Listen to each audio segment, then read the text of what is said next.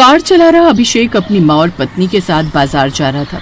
कुछ देर बाद वो लोग आजादपुर मंडी से होकर गुजरने लगे तो आशा देवी झट से अपने बेटे से बोली, अरे बाप रे अभिषेक बेटा, गाड़ी जल्दी जल्दी भगा ले, आगे मंडी आने वाली है, कहीं सब्जियों को देखते ही तेरी बीवी का दिमाग फिर से खराब हो जाए और उन्हें लेने की जिद करे।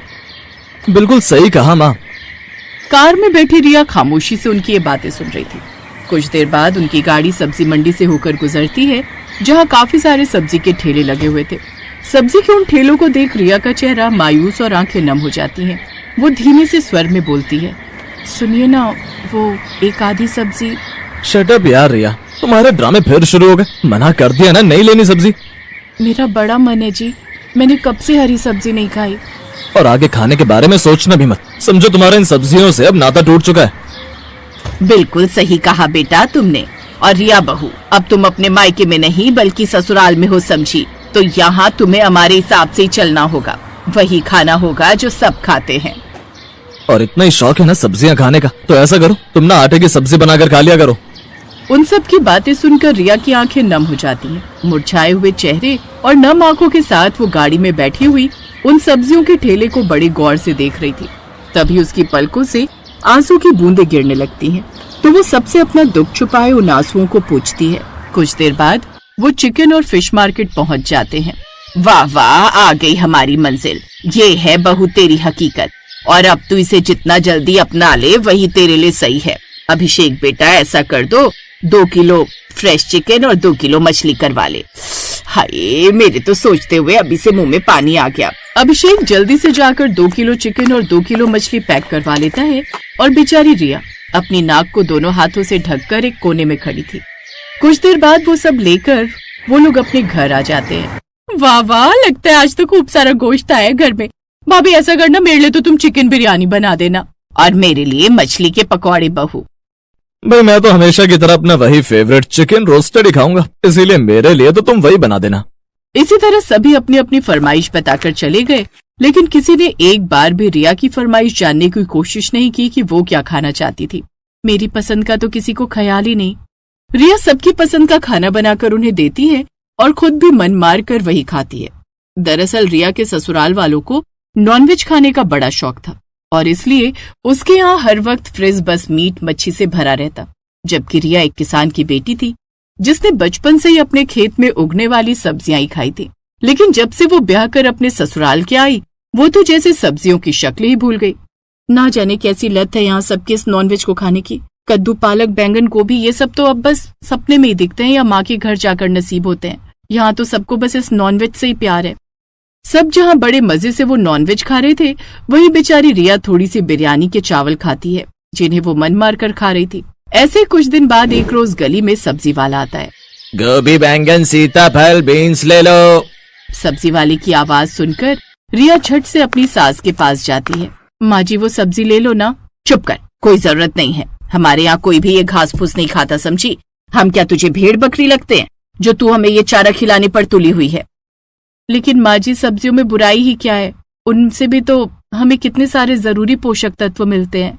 कह दिया ना, हमारे यहाँ सिर्फ नॉनवेज ही बनता है, वही बनेगा। वैसे भी बेचारे मेरे दोनों बच्चे कितने कमजोर होते जा रहे हैं। नहीं नहीं, हमारी रसोई में तो यही पकेगा, फिर चाहे किसी को खाना हो या ना खाना हो। सास को अपने बेटा बेटी की फिक्र थी, लेकिन अपनी बहू की नहीं। एक बार फिर बेचारी बहू अपना मन मार कर उन सब की पसंद का मीट बनाने लगती है। ऐसे दिन बीतते गए। एक रोज उसकी सास यानी कि गायत्री के मायके से उसके भाई की बेटी मोहिनी की शादी का कार्ड आया। अभिषेक बेटा, अपनी मोहिनी की शादी तय हो गई है, हम सबको वहाँ जाना होगा। तू ऐसा कर, ऑफिस से 2-3 दिन की छुट्टी ले ले। अपनी मोहिनी की शादी? हाँ हाँ, क्यों नहीं माँ, मैं आज ही छुट्टी के लिए अप्लाई कर देता हूँ। अब वो सभी शादी में जाने की तैयारी कर लेते हैं और 3 दिन बाद रामपुर गांव के लिए निकल जाते हैं।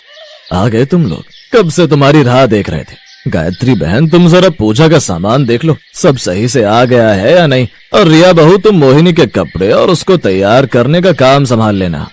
हाँ, वैसे भी वो कब से कह रही थी कि रिया भाभी मुझे तैयार करेगी। जी ठीक है मामी जी। फिर शाम को रिया मोहिनी को तैयार कर देती है। शादी का पंडाल सजकर तैयार हो चुका था। शादी वाले दिन भी वहाँ पर मीट मच्छी बनी हुई थी, साथ ही वेज खाना भी वहाँ बना हुआ था। आज तो मैं पेट भरकर नॉनवेज खाना खाऊंगी। ना जाने नॉनवेज खाकर इन लोगों का मन क्यों नहीं भरता। कुछ देर बाद मेहमान भी आने शुरू हो जाते हैं। इधर रिया भी दुल्हन को तैयार करने के बाद खुद भी तैयार हो जाती है। तभी शादी के पंडाल में एक तरफ से कुछ शोर आने लगता है। हे राम, छी छी छी, ये कैसा घोर कलयुग है। जहाँ मांस पका है वहीं ये वेज खाना भी बना है। इन्होंने तो धर्म भ्रष्ट कर दिया। मनमोहन जी, क्या आपको पता नहीं लड़के वालों को मांस मछली से सख्त नफरत है? वो तो ये सब खाते भी नहीं, और आपने उसी जगह वेज खाना बनवा दिया जहाँ नॉन वेज बना है। कुछ देर में बाराती आने वाले हैं। अगर लड़के वालों ने ये सब देख लिया ना, तो ऐसा ना हो कहीं बारात ही वापस ले जाए। उनके लिए अब दूसरी तरफ शुद्ध शाकाहारी सब्जियां बनवाओ। हे भगवान, ये क्या हो गया? तू घबरा क्यों रहा है मोहन? जल्दी से दूसरी जगह सब्जी बनाने का इंतजाम करवा दे। आप समझ नहीं रही दीदी, वो बात ये कि जो हलवाई बुक किए थे वो दूर के गांव से थे और वो सब अब जा चुके हैं। साथ ही सब्जियां भी सारी खत्म हो गई हैं, अब पकाने के लिए भी कुछ नहीं है। और इतनी रात को शहर जाकर सब्जी लाएंगे तो काफी देर हो जाएगी। मेरी तो कुछ समझ में नहीं आ रहा कि अब क्या होगा। कहीं इस नॉनवेज के कारण आज मेरी बेटी की शादी न टूट जाए। ये सब बातें रिया सुन रही थी और वो जल्दी से रसोई में जाती है और कुछ बनाने लगती है। कुछ देर बाद अचानक से रसोई से बड़ी अच्छी महक आने लगती है। कुछ देर बाद पारुल अंदर से कटोरियों में सब्जी लेकर आती है। माँ, इसे टेस्ट कीजिए, कैसी बनी है? मामा मामी जी, आप भी लीजिए इसे। महक तो बड़ी अच्छी आ रही है।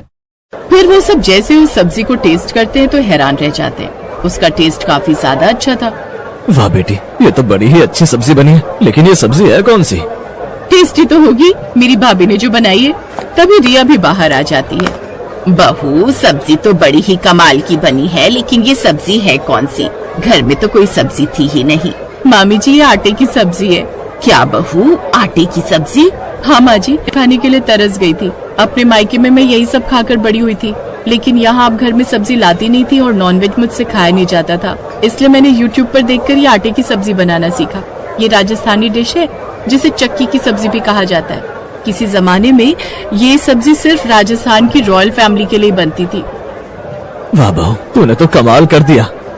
सच में मुझे नहीं पता था मेरी बहू इतनी होशियार है। बहू, हमसे गलती हो गई जो हमने तेरी पसंद का ख्याल नहीं रखा, लेकिन अब से मैं वादा करती हूँ, अब से हमारे घर में सब्जियाँ भी आएंगी। तुझे हमें ऐसी टेस्टी सब्जी बनाकर खिलानी होगी। हाँ। ये सुनकर रिया खुश हो जाती है। मैं वादा करती हूँ माँ जी। कुछ देर बाद बारात आ जाती है और लड़के वाले और बाराती भी जब वो आटे की बनी हुई सब्जी खाते हैं तो हैरान रह जाते हैं। हमें खुशी है कि हमने इतने अच्छे घर में रिश्ता जोड़ा।